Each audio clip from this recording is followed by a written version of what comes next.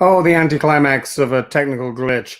How are you all? My name's Jeremy Webb. I'm the artistic director of Neptune Theatre. And to say that the last 10 minutes have been fraught with technical issues is an understatement. I'm very excited to be here. I hope you can hear me right now.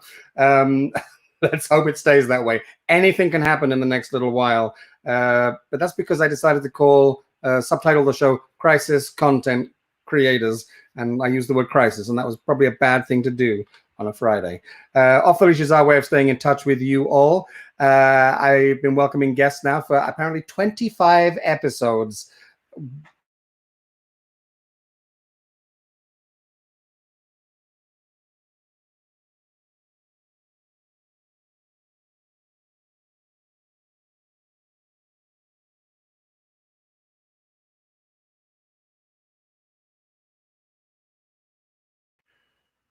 Can you hear me now? All right, we're gonna give this a go. We're gonna keep trucking on, and if we have too many more glitches, I won't put you through this. But let me welcome my guests. They are Duff MacDonald. Hey, Jordan Bell.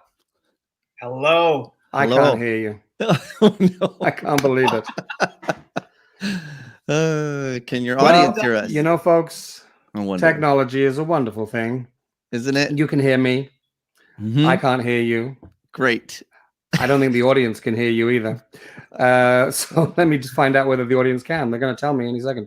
I am muted. Yeah, I'm not muted. Sadly, you can hear me, but can you hear the guests? Can you hear us, you guys? Somebody's going to tell I yes. can hear everyone right now. James McLean is saying hi. James, can you hear the guests? James, please. You can hear Duff. Oh, Laura can hear Duff. Well, you know, this could be the most interesting crisis content show ever. Crisis of Jeremy. I'm not going to hear your answers. He's not going to hear your answers, but they are. I'm going to repeat everything he says. We're going to keep going. He's going to keep going. All right. So, Duff. Yes, me. I'm gonna read lips like I've never read lips before. Okay. I know because I was watching very soon after this started. You started creating content, these hilarious little video sketches, little bits that just made me laugh every day, and I started looking out for them. Do you want to tell me how that came about? The question was, Jeremy saw some little video sketches that I had been doing online as part of my creative crisis. And so I actually saw a video I think it was on TikTok or some social media. And it was a girl hiding in a closet, and she ran out and was waiting for her boyfriend and went back and came back and said, "Oh, I don't have a boyfriend." And I thought that, oh, you're there, Jeremy. Anyway, so then I thought, wow, how that kind of actually sums up the whole isolation experience, because we're all alone and we're all waiting for somebody, and people can't go to visit each other. So I thought it was brilliant. And then I thought, well, why don't I do a whole series of it? And so I did. I've done, I don't know, 7 or 8 videos, and they're all on TikTok now. And I think my name on there is Duff McDoodle, if you ever want to go and find me. But back to you, Jeremy. That was great. I haven't got a clue what you said. You know what I'm going to do? I'm going to open Facebook on my phone and see if I can hear you on there. He's going to open up Facebook and hear. Jordan, I'm assuming that Duff was incredibly erudite in his response just there. Can you tell me a little bit about, you've been doing songs, so you've been getting music going here, and actually you released a new one today. We're going to take a look at some of your work in just a second. But let's start off, just tell me why did you suddenly start doing that to yourself? Like, I'm wondering why now I'm doing this to myself. I wonder if people can hear. Why not just sit back and enjoy some peace and quiet? You decided to create. Can they hear you, Jordan? Did you hear me then? Sorry, I missed the question. Were you asking how this all started, how I came about doing this? Oh, that's what I'll answer. He wants to know, yes, how you began. Okay, perfect. Yes. So it all started. It was. I counted this afternoon. It was 55 days ago, and it was March 13th. And it was a Friday, like it is, and that's I work in a restaurant, and that is my Monday. That's the first day, sort of my week per se, that I go to work. And I had sort of over the last week before that. And it was a Friday, like it is, and that's I work in a restaurant, and that is my Monday. That's the first there's day a delay, sort of Jeremy. per se that I go to work. They apparently they can hear all of us. Per se that I go to work. And I had sort of over the last week before that. And it was a Friday, like. The wonderful thing right now, this is like a comedy of errors. I just managed to find this show on Facebook, and I just heard your answer, Jordan, except there's a wonderful delay. Oh, so it's not an echo. That was you listening on Facebook. Hold on. Yeah. They can hear all of us, Laura said. Let me see if I can find this. But Jeremy can't hear us.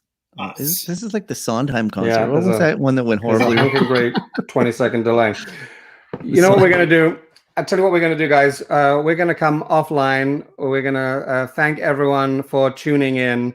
We're going to have to reschedule this when the technology is working, because this is impossible. I really appreciate your time. Before we go, I am actually going to play some of your work just so people get a little taste. Okay. So, Jordan, I'm not sure whether this is the new one or not, but let's take a look first at something that you sent today. I took a berries boot camp, Shavasana in an ashram. I danced at club quarantine.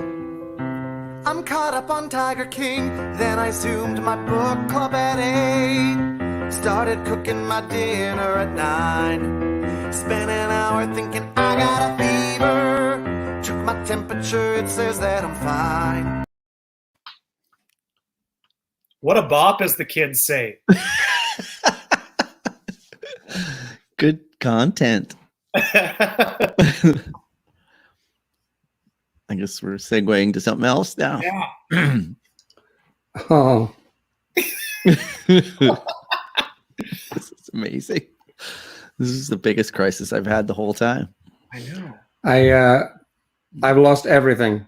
Oh no. I'm going to call a timeout on this one, folks. Thank you for being here. I have absolutely no control. Well, tune in. We've had 25 episodes. We jinxed it. We jinxed it. So I'll be back in touch with you, both you guys, in a second. But thanks for watching, everyone. See you soon. Stay tuned for 25.5. Is it going to come back to us now? That sucks. Oh my God. Oh, man. Horrible. We were all ready to go. Totally. Oh my God. What happened? I can hear you right now. You can. It's still in the top corner of mine. It says we're live still. We're Oh, still live? Fantastic. We're back. we're back. That was Okay. a great commercial break. You know what I'm going to... Did the whole video play? Yeah. It did. Oh, thank God. Because I was watching it with you and enjoying it, and then it froze on me. So it's going to happen again in a second.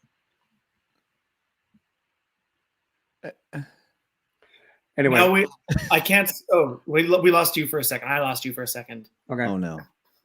Oh no. Are you serious? People are wondering. This is actually like a slow motion car crash James said keep going. because he's having a lot of fun. You know what? Cheers. Cheers. Yeah, cheers. It's to my All right. Look, I tell you what I'm going to do. I'm going to, while I've got everyone here and still got their attention, and because you were so wonderful to be here, here is one of your forget. Okay, guys, I'm about to scare my boyfriend.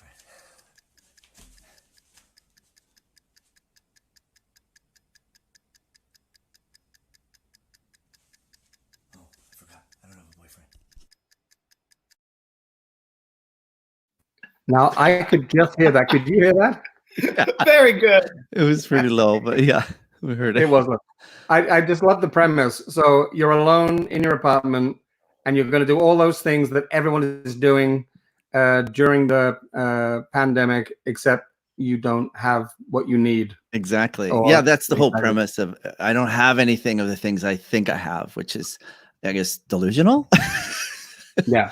But I think I have a backyard, and I don't. It's just an open, it's my balcony basically. Right. Yeah. Or I think I have Amazing. food. I'm gonna make dinner, and I go to the fridge, open the fridge, and I actually emptied out my whole fridge because I had time. And and then that was the gag. I had no food in my fridge. So they made me smile every single morning. Oh, that's good. And Jordan, are you churning out like one a week here? Is that what you've set? Have you set yourself this? At the beginning, I started doing one a week, and I stuck with that schedule for a little bit, and I eased off a little bit. I don't have a set schedule because I found that was it takes a lot to go into it with the writing and then creating the instrumentals and then recording it and then the filming and editing. It takes a lot. So I've eased off. So now it's probably around one every week and a half, 2 weeks. Yeah, we got till 2024. That was an incredibly interesting answer, but I didn't hear any of it. Oh, no. So just for James, I'm going to keep going with this. Let me see. James could be our moderator. Let me see if I can find you. Find another one here. This one. I want to see this one. What better time than quarantine than to master the art le culinary?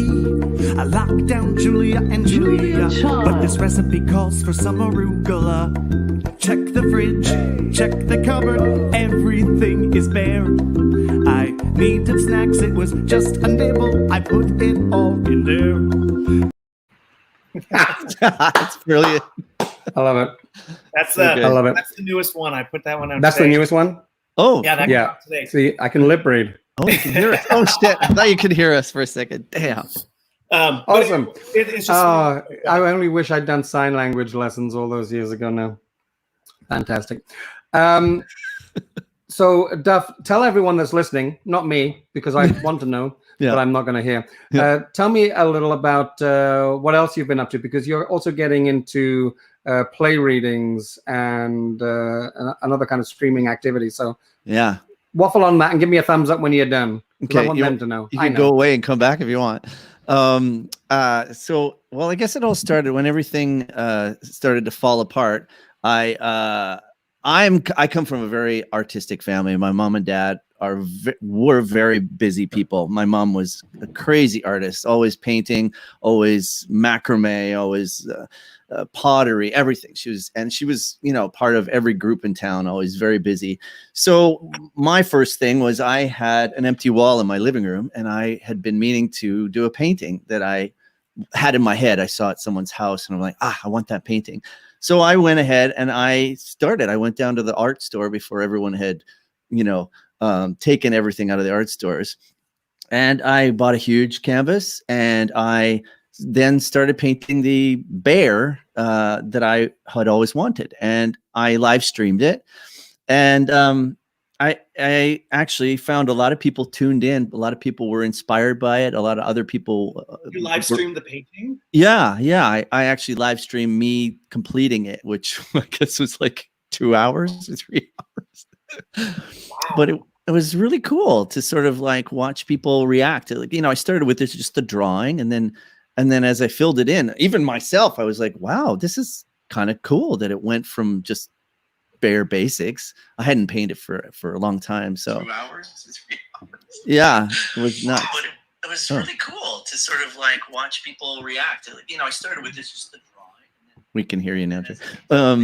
But yeah, so then I started like getting into more writing, and I had written a structure for a play that was based in the 1918 pandemic about one of my relatives. And so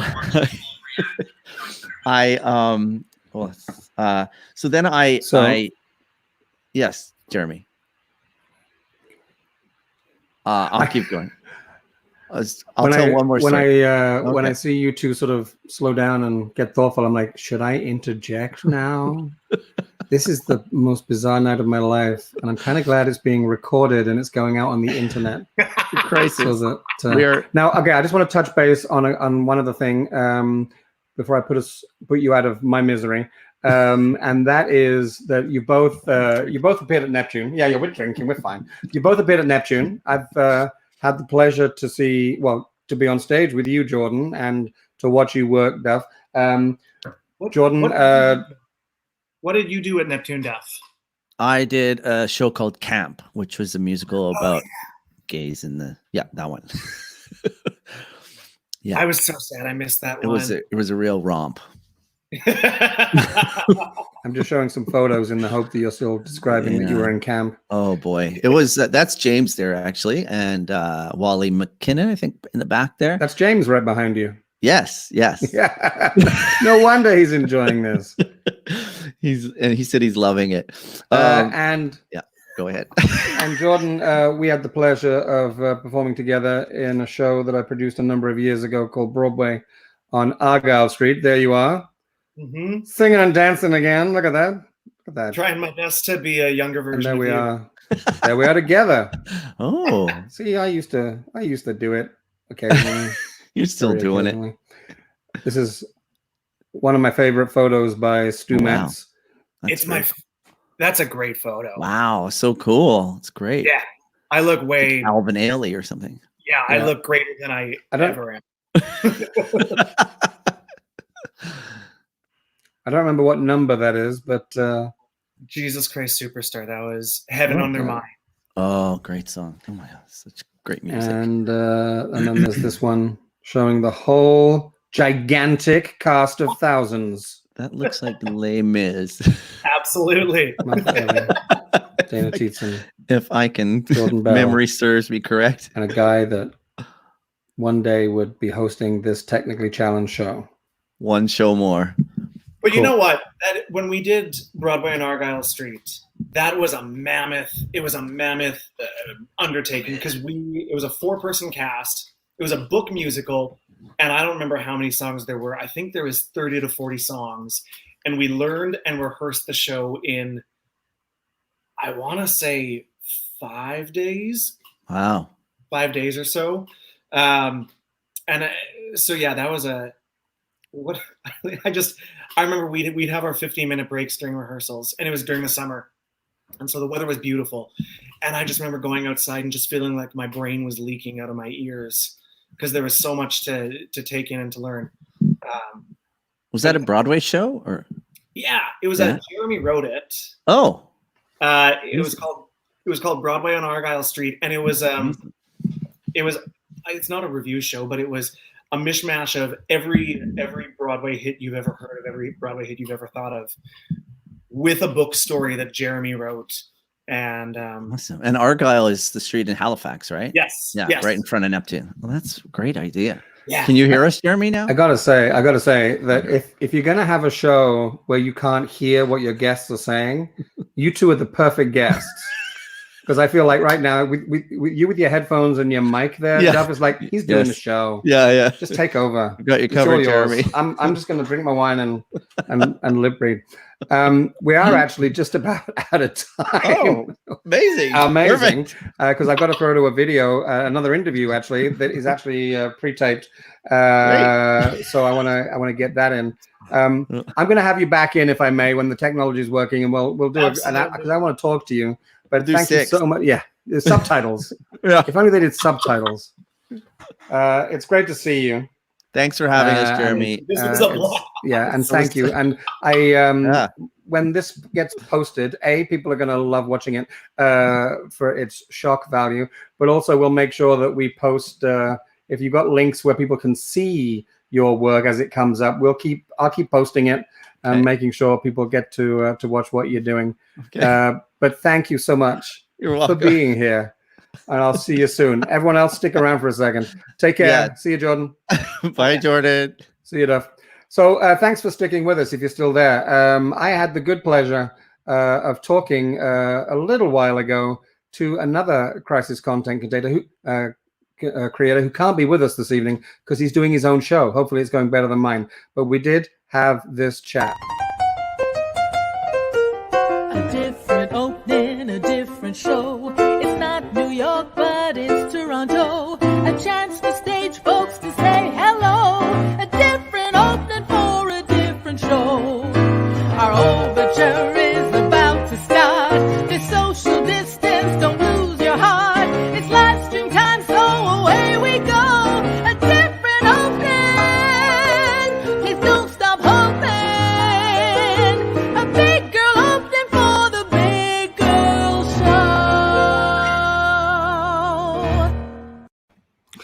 Wow. Well, now I feel all bouncy. Okay. Hey, Jerry. I've now just worked out, Christopher Wilson, that I have to get a keyboard, a piano just underneath my computer Right screen. here. And then if I have a guest that I'm, wanting to set a mood with, I can. Christopher Wilson. You can also intimidate them by going. All right. Anyway, I'll stop. Hi. You're done.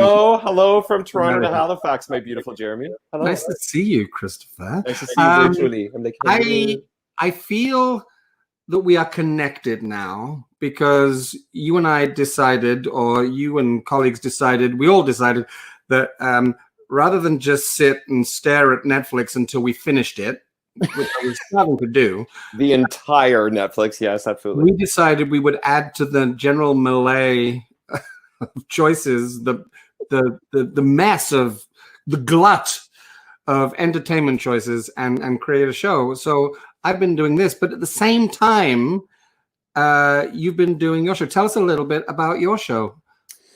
Well, when everything, I call it Friday the 13th. As I said, when everything went to hell in a handbasket, I was just about to go into rehearsals with my own theater company, Toronto Musical Concerts, to put on a concert production of Leslie Arden's The House of Martin Guerre. And it was going to be the first time that it was being performed. It's all good. Not that one. We had previously done You're in Town. I'll show it again. So yes, You're in Town began our season, and we were going into The House of Martin Guerre. But of course, everything stopped as it needed to for obvious reasons. But I had this energy and this momentum going forward that was sort of like you, stopped on a dime. So fortunately, in that first week, so this would have been the beginning, 13, 14, 15, the 16th, I was made aware of a broadcast that was happening in the United States with Broadway sort of character celebrity Seth Rudetsky, and who's an accompanist and a coach and host of Broadway Sirius FM, and his husband, James. And they were doing this show called Stars at Home, which was exactly the same model that I sort of used, in which performers were doing little mini concerts and conversations from the comforts of their socially distant domiciles. And I thought this is something that I can probably facilitate in Canada with sort of the stretch of the community that I have and the number of years I've been doing this, the number of years I've been in the industry. Yeah. So, I funny enough, I just reached out to the Actors Fund of Canada. Right. And it was funny because that week they had received a phone call from someone to say, hey, there's this initiative happening in the States. It'd be amazing if we could do it the same, here in Canada.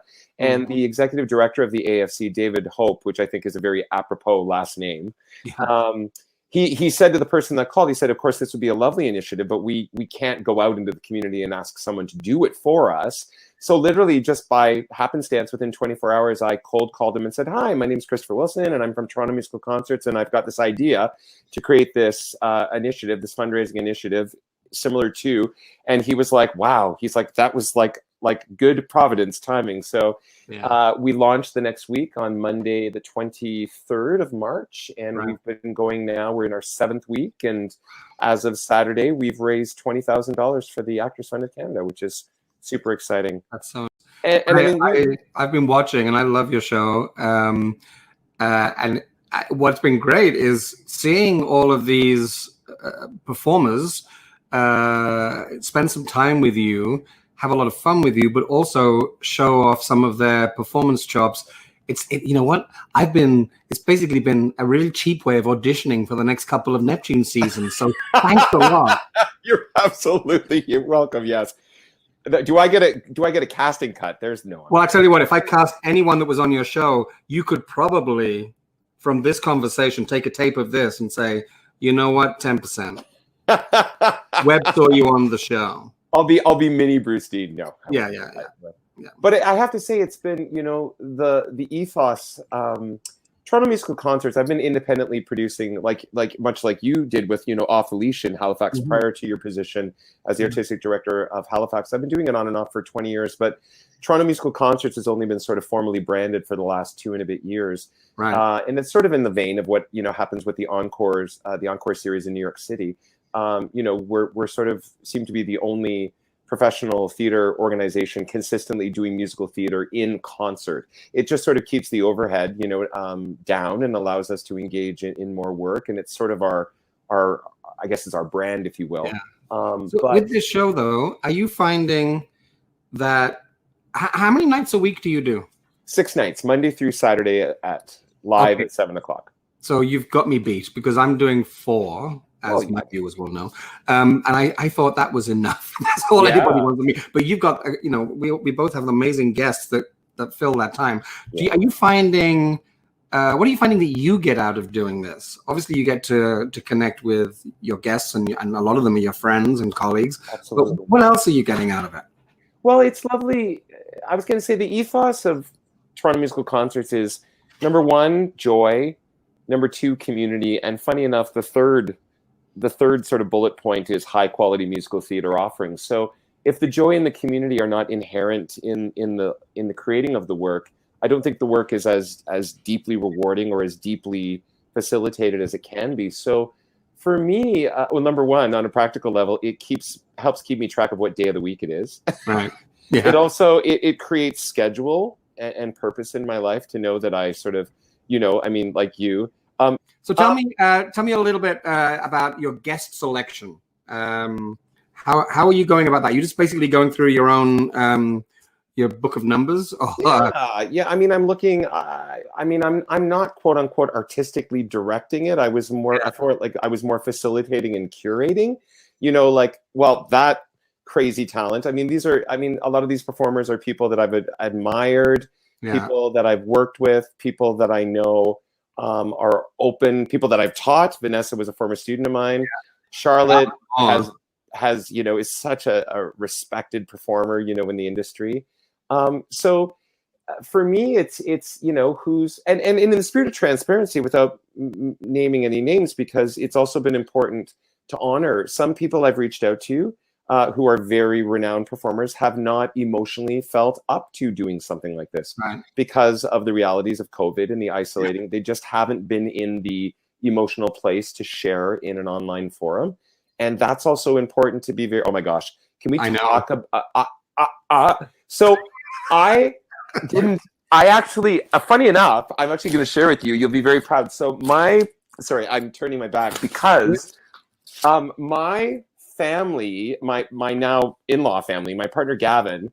So look at that. Look at that. The Neptune Theatre. Yes, my partner's family are all in Halifax, which is where I performed a couple of years ago doing, and they were so taken by the color purple. My auntie sent me notes, I've got articles here from like the Herald.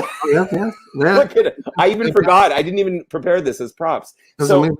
I had only seen Tara perform in a workshop of a new musical here in Toronto. Yeah. And I reached out to her and oh my gosh, what an extraordinary light. And congratulations to your community for the Merit Awards and all of the recognition of the incredible work. And Karen Birthright's joining us next week. Oh, well, then I'll make sure that I have a large bottle of something with me to watch your show because I'll need it. I mean, that show was a stunning experience for everyone involved. And we were just so blessed to have those people, the entire team in our building creating that piece of magic. So, of course, you've managed to even get some Neptune folk in. I watched Laura. She was such a treat, and Laura provided our first ever dance break on the show. I saw that, and I was amazed. And the other thing I found with your show is that I geek out because I obviously quite often will come to Toronto and see shows, and I get a little starstruck around some performers. Me too. Yeah, right? No, I do. So I'm watching these people like you and I are watching, and I feel like in a strange way, I feel selfish because I feel like I'm getting, I forget that there's viewers. I feel like I'm getting this one-on-one, private concert, with some of the most extraordinary musical theater artists in the country. Jump. This guy. That beautiful soul. I mean, Bruce is just, he is just a talent of extraordinary proportions, but his heart space matches his See, I don't And think his- you and I have actually ever met. We've exchanged a couple of emails. You're a bit doppelgangers. You're a little doppelgangers there. Maybe. Is maybe that your he's- celebrity lookalike? Maybe. Yeah, we've got that. We've got our beard. You both I've shaved mine. teddy bears. I've shaved the gray bit off mine at the moment. Oh, I'm going for gold. Yeah. What I've noticed, actually, you'll appreciate this, is, oh, look at that. I've just messed up my hair. What I've noticed is that the further I get into pandemic, the more I look like I'm wearing one of the original wigs from Les Miserables in the weekend. As Monsieur Thénardier or something. Yeah, hold on. I think I might. Let me show you. Look. Oh, brilliant. Yeah. Right? And actually, here's Cole Wilkinson. That's where it's going. That's what I'm going for. I can't be in the show, but by God, I'm gonna look like You're gonna look the part. Okay. It's been an absolute treat. I do want to mention though. I want to make sure I just drop a photo here. I think I've just got the one actually, where you're no stranger to the Neptune stage, and our audience is and you didn't think I wasn't going to mention this. My favorite directorial offering from your predecessor in this role that I think you're going to share was that too much. Less. And were you doing absolutely nothing at the time? Yeah, pretty well. So Yeah. he's like, no, even more, less. I was like, okay. So there you are. You're right. That's actually an all-star cast as well, including you in the 14-15 season. Yeah. A bit of lurch in the back corner there. That's right. And Steffi Di Domenicantonio is actually also joining us next week. So a couple I saw Neptunes. that. Yeah. There she very is playing one of the Addams kids. Yeah. And Jacob McInnes is there. Jacob is now a student at Sheridan. He's in his first year at Sheridan College, and he walked up to me. And of course, in that photo, he's about 13 years old, and now he's 19 years of age. And he was like, Chris. And I was like, it's so hold on, let's go back to the sorry. My apologies. Not Jacob McGinnis. Of course, Jacob's an alumni. No, our lovely young man with the striped shirt named Kester. Yeah, he's now a student. Sorry, Jacob McGinnis with his beautiful Moon Ballet. Yes.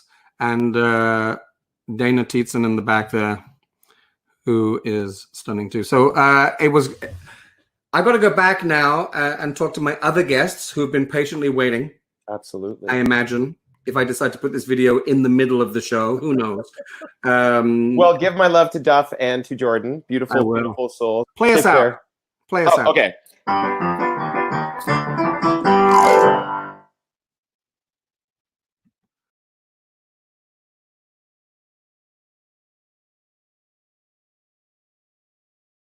So right now, I am flying this show blind live. I know you can see me. I can't see you. I've got two very kind guests in my green room that are giving me hand signals to get me through this because they can see what you can see. Anyway, this is the best night of my career. I am so glad I'm the artistic director of a theater and I don't do this for a living. I thought I would, when I was recording the interview, I knew I was going to come back to Duff and Jordan, but I'm not going to put them through this. So it was great to have them here early as well, and I will post some of their work and make sure you get to see it. I thought we'd end this evening with a stiff drink, but I have some other guests coming in who are just going to show us a little something. All right, and lots of people have been posting songs and doing their covers of plays and bits and pieces, and I want to just make sure that that we get to see as much as possible. So I'm now going to end the show by thanking Support for Culture, who hopefully, as a supporter of this show, didn't watch this episode, but if they did, I know that they've watched other episodes. Thanks for their support for everything for all the work that they do in the arts and culture scene in our community. Let's now throw over to Saholi, Farley, and Sean to end our show. Hello, everyone. Hi! I'm Valley. I'm Sulie. And I'm Sean. Great! Here's an old classic for you.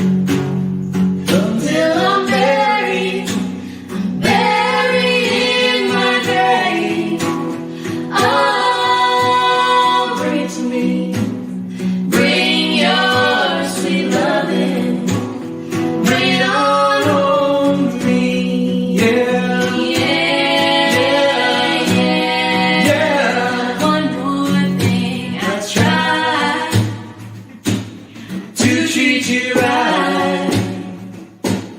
But you stayed out, you stayed out at night.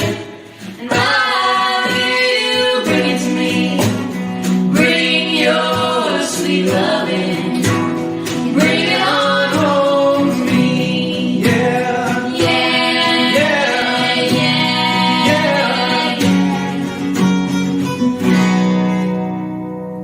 Yeah. Pretty.